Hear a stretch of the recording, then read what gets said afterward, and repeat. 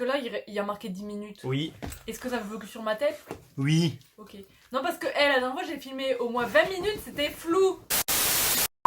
Et tout le monde, j'espère que vous allez bien. On se retrouve dans une nouvelle vidéo spéciale fac. J'espère que ça va vous plaire. Je vous laisse avec la suite, c'est parti.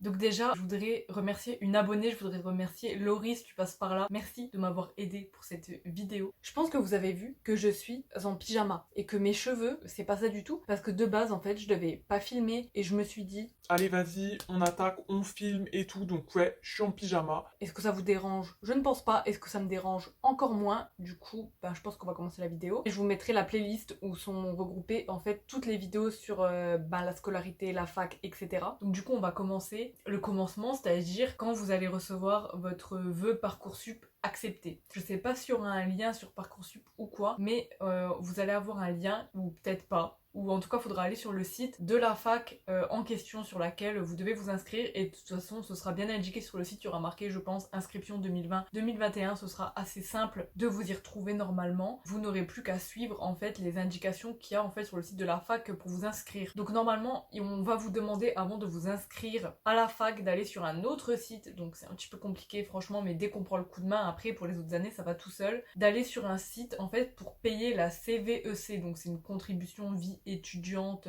qui est de 90 €. Donc vous n'allez pas la payer si vous êtes boursier, mais vous devez quand même faire comme si vous allez la payer, c'est-à-dire que vous allez aller sur le site pour payer la CVEC. C'est juste qu'au moment du paiement, il y aura marqué en fait 0 € et voilà. Et en fait, vous devez absolument faire ça avant de vous inscrire à la fac, vu qu'en fait après ça va vous afficher un code, comme un petit code secret, un espèce de code identifiant, et quand vous allez vous inscrire après à la fac, ils vont vous demander ce code en fait. Donc il faut absolument d'abord payer la CVEC pour ensuite après vous inscrire à la fac sur le site de la fac, sinon en fait vous pourrez pas vous inscrire. Donc il faut absolument faire ça avant. Dès lors que vous avez fait ça et que vous allez aller sur le site de la fac pour vous inscrire, donc en tout cas moi personnellement, je pense que c'est comme ça dans la plupart des facs, vous avez à faire une inscription administrative et une inscription pédagogique. Admission administrative, c'est ça va se passer en 2 étapes normalement. Donc première étape, en fait, vous allez devoir mettre sur internet, donc sur un truc quoi, un machin, un site, des documents. Sous format PDF, c'est-à-dire par exemple votre feuille là de résultats du bac, pièce d'identité, tout ça, qui vont vous demander ce format PDF. Et vous allez aussi devoir aller en présentiel à l'administration. Donc normalement ils fixent des rendez-vous, donc ça se passe soit avant la rentrée, soit les jours vraiment de la rentrée, la semaine de la rentrée, où vous allez aller en fait pour tout simplement, en fait ils vont vérifier que vos pièces sont bien des originales, Des originaux. et là, en fait, ils vont vous donner de 1 votre carte étudiante, ils vont vous enregistrer officiellement, on va dire ça. Et voilà, on va vous donner plein de petits papiers, etc. Et surtout la carte étudiante, qui est très importante, car c'est grâce à celle-là que vous pourrez entrer dans les bâtiments. Et après, vous aurez une inscription pédagogique. Donc ça, en fait, ce sera le jour de la rentrée. Donc le jour de la rentrée, on va vous donner une feuille, en fait, que vous devrez remplir avec nom, prénom, adresse, blablabli, blablabla. Donc c'est celle... par exemple qui est transmise au Crous, c'est celle-là qui va vous permettre d'avoir accès à votre emploi du temps. Et cette inscription pédagogique, elle va être à réaliser pour chaque semestre. Donc comment ça se passe le jour de la rentrée? Donc il faut savoir que le jour de la rentrée, c'est souvent une pré-rentrée. C'est-à-dire, en tout cas, c'est quand vous arrivez en première année à la fac, je parle, hein, vous m'entendez? Donc ce qui va se passer, c'est que soit, dans certaines facs, ce qu'ils font, c'est que vous avez une semaine de pré-rentrée, c'est-à-dire que vous ne rentrez pas, par exemple, au 1er septembre, vous allez rentrer une semaine avant, donc fin août, et en fait, ça va vraiment être une semaine où on va vous faire un petit peu des cours basiques, vous allez découvrir la fac, etc., etc. Donc le jour de pré-rentrée, vous allez vous pointer le 1er septembre, par exemple. Normalement, les dates de votre rentrée sont affichées sur le site internet de la fac. Donc vous allez vous pointer le jour de la rentrée, et on avait du coup une réunion d'information qui a duré une bonne heure, je dirais. Je vous conseille vraiment d'arriver tôt, de 1 parce que peut-être que vous ne connaissez pas le bâtiment, donc pour chercher la salle, etc., ou l'amphi, et puis de 2 pour être assis en fait, parce que 1 heure assis par terre ou debout, donc en fait ça va vraiment être moi en tout cas pour ma part c'était vraiment une réunion d'information. Mais voilà, la rentrée c'était ça, et après après le jour suivant, et ben c'était la rentrée toute bête, c'est-à-dire qu'on avait cours dans des amphis. Donc vous êtes nombreux à m'avoir demandé du coup des petites informations sur la fac, etc. Comment ça se passe. Déjà, vous allez avoir ce qu'on appelle la licence qui se fait en 3 ans et le master qui se fait en 2 ans. Donc il faut savoir que dès lors que vous allez aller à la fac, c'était dur à dire ça, vos années, donc chaque année sera découpée non plus en trimestres comme au lycée, mais en semestres. C'est-à-dire que vous allez avoir plus 3 trimestres, mais 2 semestres, dont un qui du coup va se passer de septembre à décembre à peu près, et l'autre qui va se passer de janvier à mai. Voilà pour les petites informations. Au niveau des vacances scolaires, donc là vous n'avez plus 2 semaines de vacances à chaque fois, il me semble c'est en novembre, et les vacances de printemps, je crois que c'est ça. Vous n'avez plus qu'une semaine de vacances, et encore c'est au bon vouloir de votre administration. Donc il se peut que vous ayez une semaine, comme je vous ai dit, en novembre, et une semaine, fin octobre-novembre là, et une semaine vers février, et vous avez du coup vos 2 semaines de vacances pour Noël et vos 2 semaines de vacances en avril. Vous arrivez à la fac, et donc du coup, comme je vous l'ai dit, vous allez avoir différentes matières par semestre. Donc les matières que vous allez faire de septembre à décembre, ce sera pas les mêmes matières qu'après vous allez faire de janvier à mai. Les matières peuvent se suivre et se ressembler et avoir en fait une continuité. Enfin voilà, vous serez évalué pour les matières du premier semestre et vous serez évalué pour les matières de l'autre semestre. Et oui, donc les cours. J'aurais peut-être dû commencer par là en fait, en soi. Voilà, merci. On adore. Donc les cours, pour chaque matière, vous allez avoir des cours tout simplement qui vont être soit des CM, donc des cours magistraux, soit des TD qu'on appelle travaux dirigés, ou des TP, des travaux pratiques. Donc ça va vraiment dépendre de chaque matière, etc. Mais en gros, les CM, c'est tout ce qui est cours en amphithéâtre. Donc c'est pas forcément des cours en amphithéâtre, ça c'est vraiment quand vous êtes une grosse promo. Mais par exemple, moi, on était une petite promo en 3e année et on faisait plus des cours en amphi, on faisait des cours dans des salles normales quoi. Mais en gros, c'est des cours, des vrais cours, voilà, des cours. Ensuite, vous allez avoir les travaux dirigés, donc les TD comme je vous ai dit.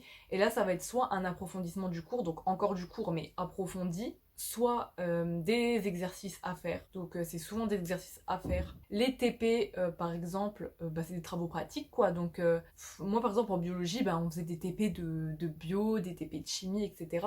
Mais sûr que vous n'êtes pas dans ce genre de filière, vous allez peut-être avoir des TP, mais plus peut-être des TP sur ordinateur, vous voyez ce genre de choses, des TP de statistiques, des TP pour créer un site internet, enfin je sais pas, mais voilà, peut-être des TP en fait sur ordinateur avec des logiciels, etc. Donc les TD et les TP sont obligatoires, surtout si vous avez une bourse. En fait, vous aurez une feuille d'émergement à signer. Et puis même, de toute façon, je vous conseille vraiment d'aller aux cours magistraux, au CM, parce que c'est pas comme au lycée. Comme je vous ai dit, c'est des cours magistraux en amphi, donc c'est plus du tout comme au lycée. Le prof, en fait, il va être là. Je sais pas, par exemple, il va avoir un sujet, imaginons la nutrition de la plante, et il va parler. Genre parler, voilà, pendant 1 heure à 2 heures. Donc faut savoir que déjà les cours, que ce soit TD, TP, CM, c'est plus comme au lycée, ça dure plus 1 heure. C'est vraiment des cours qui sont denses, qui durent au moins 2 heures. Donc vous avez des cours de 2 heures, des cours de 3 heures, mais oubliez les cours d'1 heure. Moi en tout cas j'en ai pas eu, je vois pas ça souvent. Donc faut vraiment rester concentré, et c'est hyper dur de rester concentré 2 heures parce que c'est vraiment pas comme au lycée. Donc des fois il y aura un diaporama, des fois il y en aura pas, et vous allez être devant votre feuille si vous prenez vos cours sur papier, ou votre ordi si vous prenez vos cours sur ordi,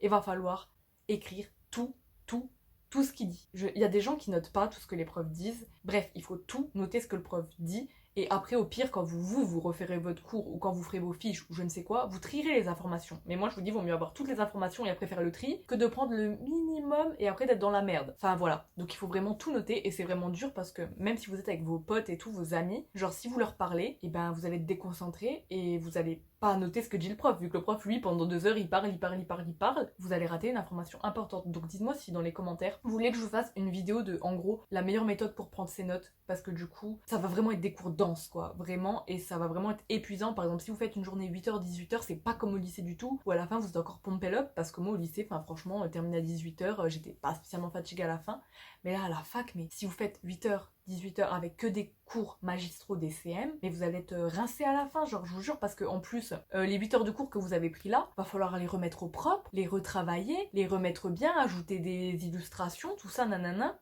c'est vraiment dense parce que après en fait c'est pas comme au lycée où genre vous prenez le cours et le cours il est propre, il est fait, il est beau, c'est terminé et après vous avez juste à le relire pour le contrôle. Là vous avez le cours mais vous devez reprendre le cours parce que c'est pas, voilà, vous jamais du premier coup vous aurez un cours propre que vous allez pouvoir relire. Oui, donc comme je vous ai dit, voilà, vous avez vos petits cours, vos TD, vos TP, tout ça. Certains peuvent être notés, c'est-à-dire qu'on va pas vous prévenir, ça s'appelle des calls, donc vous pouvez avoir des calls surprises et ce n'est pas comme au lycée, c'est-à-dire que là vous ne pouvez pas échapper à une note, c'est-à-dire que vous ne pouvez pas être absent parce que si vous êtes absent, vous êtes défaillant au semestre et défaillant à l'année et défaillant ça veut dire que vous n'avez pas votre année. Donc à part les calls surprises, évidemment à chaque fin de semestre vous avez des partiels et ouais, donc vous allez avoir des partiels. Les partiels s'étalent sur 1 à 2 semaines et vous avez les rattrapages, donc les rattrapages que ce soit du premier semestre ou du deuxième semestre se font à la fin de l'année et vous allez au rattrapage pour toutes les matières où vous n'avez pas eu la moyenne dans le semestre où vous n'avez pas eu la moyenne. Chaque cours peut être dispensé par un enseignant différent. Voilà, ça j'ai dit. L'emploi du temps, ce qu'il faut savoir parce que ouais je vous ai parlé, enfin ça va être n'importe quoi cette vidéo encore une fois.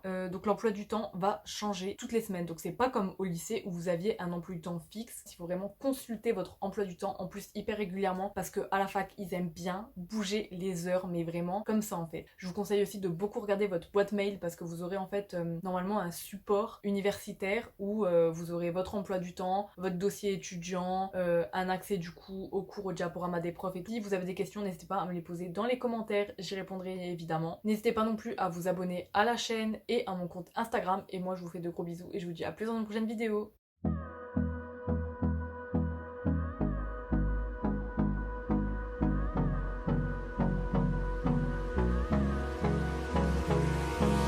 Hold me close till I get up.